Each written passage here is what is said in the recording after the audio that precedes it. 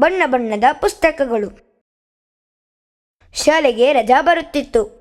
ರಾಜು ಯಾವಾಗ ಶಾಲೆಯ ಗಂಟೆ ಬಾರಿಸುತ್ತಾರೆ ಎಂದು ಯೋಚಿಸುತ್ತಿದ್ದ. ರಾಜುವಿನ ತಂದೆ ಹೊರಗಡೆ ಬಂದು ಕಾಯುತ್ತಿದ್ದರು. ಆ ಸಮಯದಲ್ಲೇ ಗಂಟೆ ಬಾರಿಸಿತು. ಎಲ್ಲ ಮಕ್ಕಳು ಹೊರಗಡೆ ಓಡಿ ಬಂದರು. ರಾಜು ಓಡಿ ಬಂದು ಅವರ ತಂದೆಯನ್ನು ಅಪ್ಪಿಕೊಂಡನು. ಅವನು ಗಾಡಿಯನ್ನು ಹತ್ತಿ ಕುಳಿತುಕೊಂಡನು.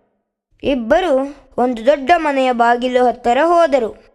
ಮನೆಯ ಬಾಗಿಲು ಹತ್ತಿರ ಚಿತ್ರದ ಪುಸ್ತಕಗಳು, ಪ್ಲಾಸ್ಟಿಕ್ನ ಸಾಮಾನುಗಳು ಮತ್ತು ಆಟದ ಸಾಮಾನುಗಳ ರಾಶಿ ಇತ್ತು. ಪುಸ್ತಕಗಳನ್ನು ನೋಡಿ ರಾಜುವಿಗೆ ಸಂತೋಷವಾಯಿತು. ನಂತರ ಇಬ್ಬರೂ ಚೀಲದಲ್ಲಿ ಸಾಮಾನುಗಳನ್ನು ತುಂಬಿದರು. ಅಪ್ಪ ಆ ಸಾಮಾನುಗಳನ್ನು ತೆಗೆದುಕೊಂಡು ಹಣವನ್ನು ಕೊಟ್ಟರು. ಅಪ್ಪ ಮತ್ತು ರಾಜು ತುಂಬಿದ ಚೀಲವನ್ನು ಗಾಡಿಯಲ್ಲಿ ಹಾಕಿಕೊಂಡು ಮನೆಗೆ ತೆಗೆದುಕೊಂಡು ಹೋದರು. ಮನೆಗೆ ಬಂದ ತಕ್ಷಣ ರಾಜು ಒಂದು ಬಣ್ಣದ ಪುಸ್ತಕವನ್ನು ತೆಗೆದುಕೊಂಡು ಓದತೊಡಗಿದನು.